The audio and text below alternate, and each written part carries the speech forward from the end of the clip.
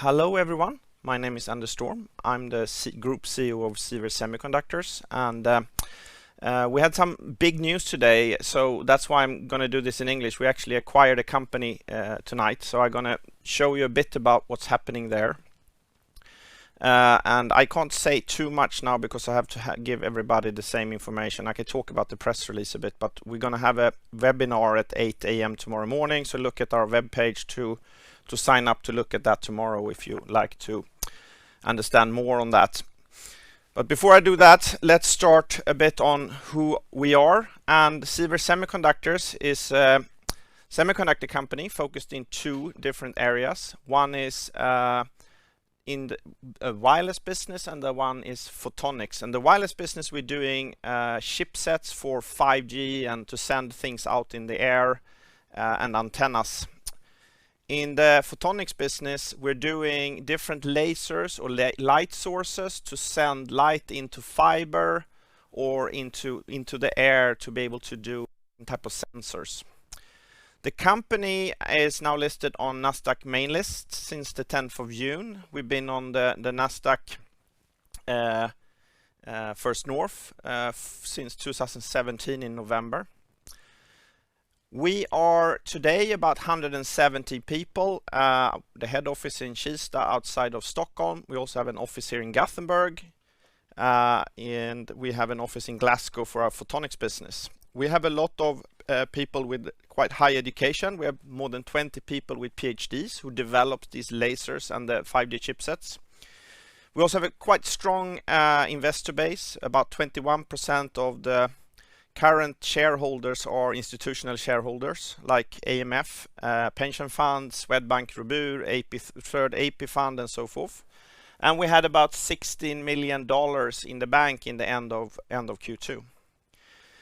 Before I go into the details about the acquisition here, this is a disclaimer, just so everybody can read that.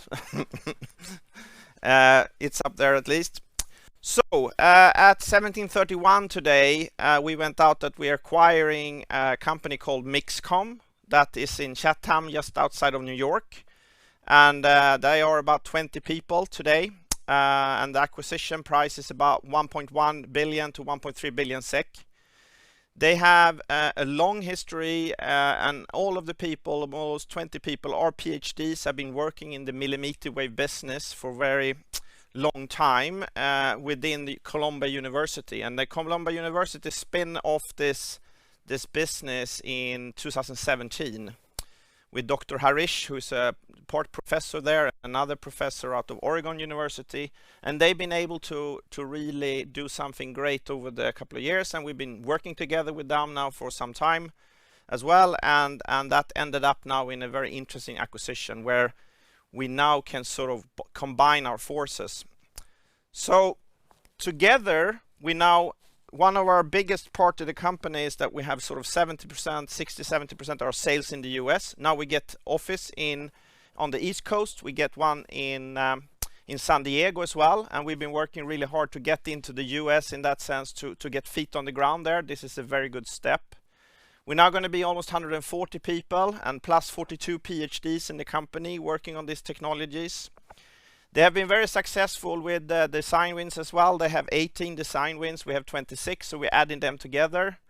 But also we are widening the base of different type of solutions now. So tomorrow I'm going to be able to tell you more about what kind of revenues they're looking forward to.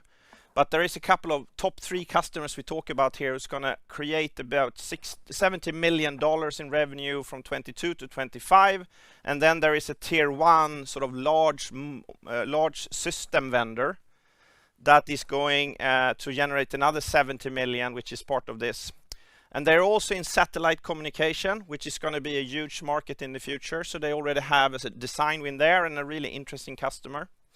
So this is broadening our base, and also they have some really interesting shareholders that we get into the company by, for example, Kairos Ventures, but also Global Foundries, who is sort of the factory where we make all our technology and where they're making all their technology. So we're getting a very interesting piece into that in the US, close to the US office.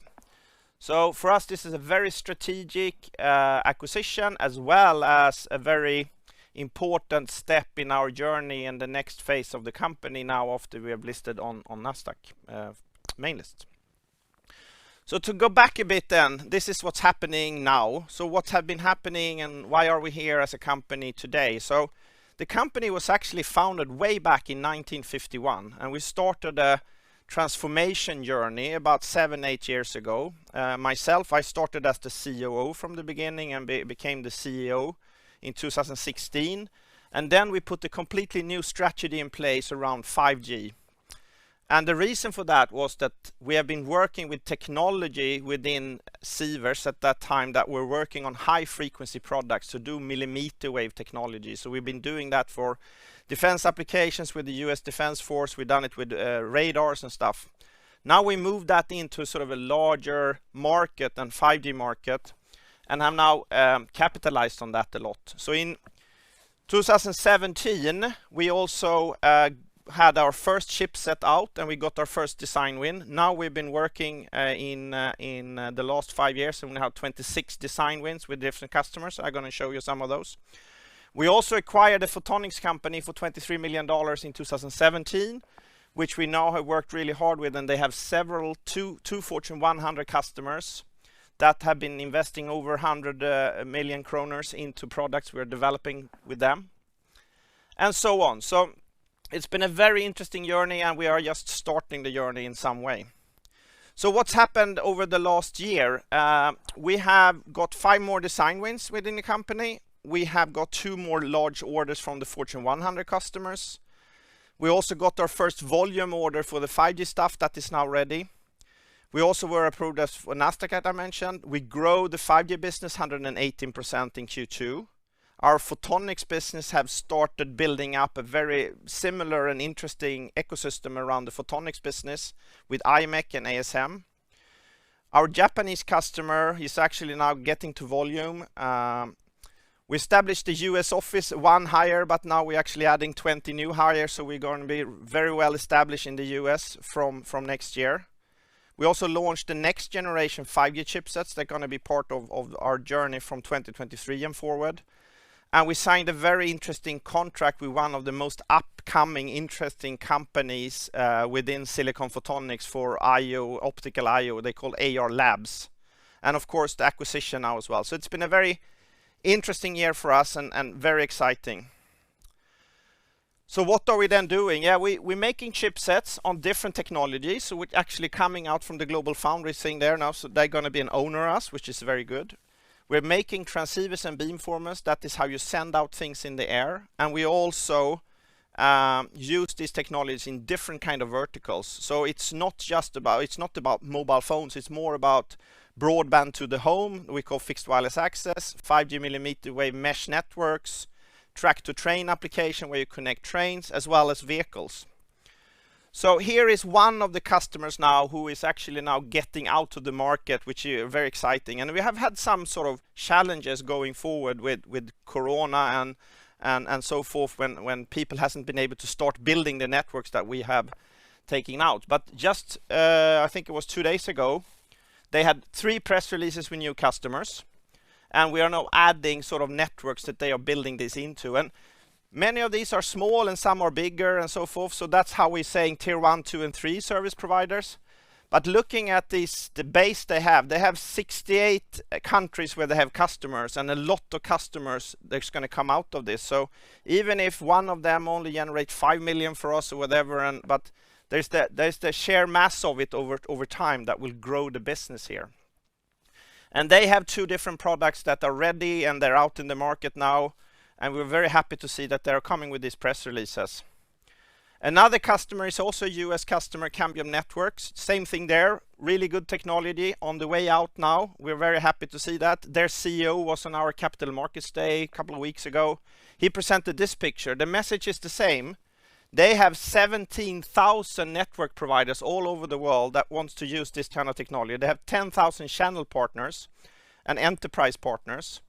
So a lot of small things become a big thing at the end. So that is really interesting for us now that we are now getting into that kind of volume. Same thing with the rail solutions we have. Not maybe as big market as the fixed wireless access and so forth, but it's a very interesting market, good for sustainability. You can get 4 gigabits per second to the train here with this technology. It's just proven and it works in England, and they're going to build Glasgow to London quite soon. It's been delayed during COVID now. No one has been on the trains in the UK, but it's now happening, and they tell us that somewhere in Q1 next year that's going to start. Another type of technology you can use our technology for is this wave tunnel, where they actually can replace all cabling in houses. Instead of using the 100 megabit cabling you have today, you need to go to gigabit cabling, of course, and here you can do that without pulling all the cables out and replace them.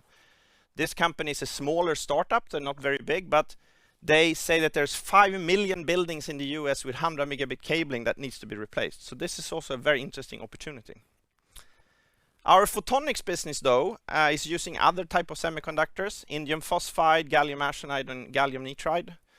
They are used for other type of use cases. One use case is sort of fiber to the home or data centers, but also the sensors, where we now won two very interesting bids, and exactly with one Fortune 100 customer, which is one of the world's biggest technology companies.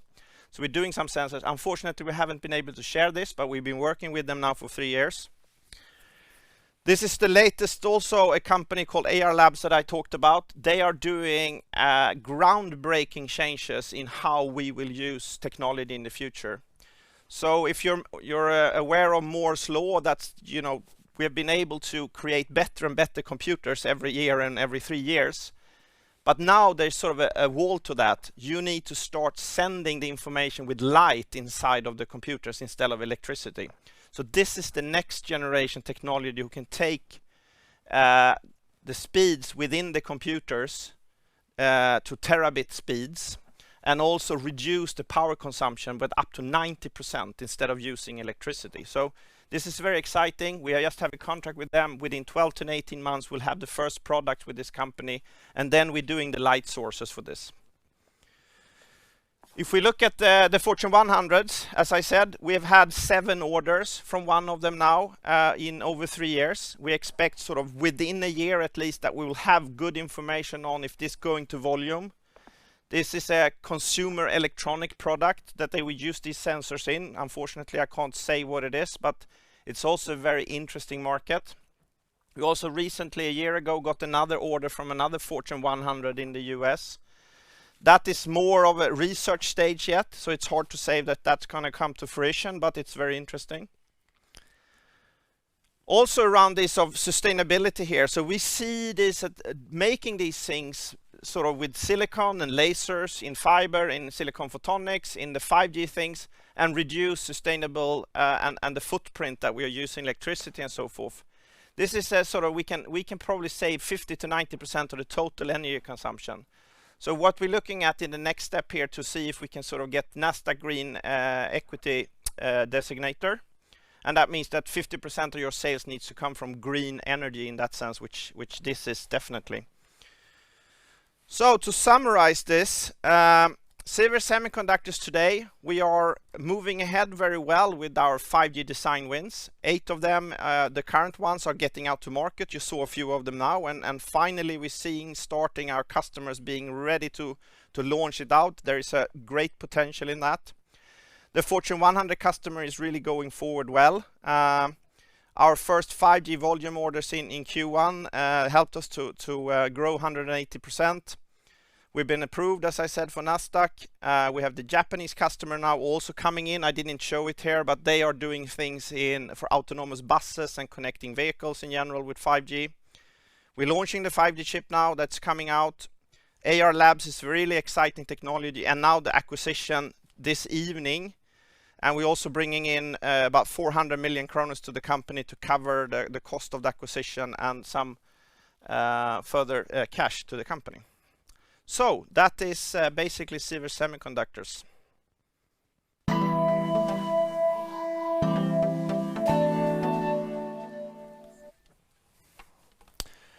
Thank you.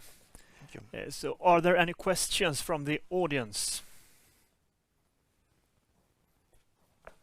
Yeah, we had one down there. You were fabless, right?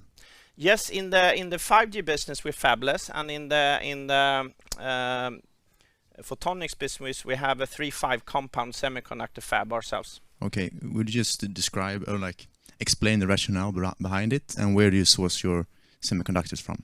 Yeah. So the rationale is that in the 3-5 compound semiconductor industry, you don't really have a way of designing with the sort of simple software tools that you have today with the standard silicon type of fabs. So you need to sort of own your own fab. Your PhDs are moving atoms to put them in the right place, basically, rather than in the software. So that's the reason for having the 3-5 compound fab ourselves. When it comes to the fabless piece, it's a more standardized type of silicon germanium, RF-SOI, and that kind of things. That's where we're focusing on using global foundries, for example, as a fab, and of course it is a better way to be fabless in some way, because you don't need to invest so much into your own capex of the fab, so forth, and you can sort of move much quicker when the volume comes. More questions from the audience? No, then we take questions from the web. They are in Swedish, but I will try to translate. What about the F100 customer? What's going on? Yeah. So as I mentioned, we got 2 orders this year of about 25 million so far, and we're up in 100 million now. And we are discussing sort of the next step, which we call is the pilot lines. So we really hope that we're going to get some information from them within a year when we can actually start that. And I know that we've been talking about this in the future, but we don't really have full visibility. But it feels really good. We are in the right place. They're happy with our technology, but we're just a little piece in a larger sensor. So we are not the ones who's steering this, but very exciting project. Okay. One follow-up. Besides Fucura and Adtran, what other companies are likely to put an order? Yeah, so as I mentioned, I showed you Cambium here. They have sort of 17,000 service providers, and they are now getting into volume. So that's one of them. Also, Airvine is getting there. We have Blue Wireless, who's doing the track-to-train stuff, which I talked about, coming out in Q1, and so forth. So and of course the Fortune 100s will keep on putting volumes into that. So okay. Do you hold on to the statement that this year will be the most exciting in the company's history, and if so, why? Yeah, just see what happened today to sort of a very fantastic acquisition of a Swedish company in the big US. We are moving into the United States now. We've been listed on the main list. We're doing some really exciting technology, winning deals, and customers are moving into volume. So yeah, I can definitely stand behind that still. And it's still about 3 months left. So okay. So for how long have you been looking at Mixcom? So Mixcom, we started a discussion with them about a year ago and 1.5 years ago, when they bought some 60 gigahertz stuff from us to use in a project that they are working with. And they have a complementary technology around it. So we started there. They really liked our technology. They used it in the lab, and they, being a very technical and well-versed company, they saw that, wow, here is a company that's very like us, but has adjacent technologies where we can work together and find synergies. So we started socializing about it, and in the end we saw that combining our forces will be a much better thing. And you know, the classic 1 + 1 going to be 3, but this is definitely that. So we've been working, and we have the same type of way of working, very productive with customers. Customers really like them, and I talk now to a couple of customers in this DD process with them, and they're getting fantastic reviews, and that's the same thing that we get. That's why we had, for example, the CEO of Cambium with us in the Capital Markets Day. So we work very similar. Short answer. What are your most important competitors within wireless? Yes, so 2 of them is Anoki Wave and Movandi. which is sort of two of the smaller ones in a way that we now are sort of dwarfing a bit with this acquisition, which is one of the important pieces of this acquisition. Then on top of that, you have sort of three really large companies like Qualcomm, ADI, and NXP. And those companies, we are now sort of becoming the real challenger and also having a wider portfolio in millimeter wave, everywhere from SATCOM radar, 5G base stations, repeaters, everything. So that's what we feel that we're in a very interesting position now behind them. Okay, thank you. Our time is up.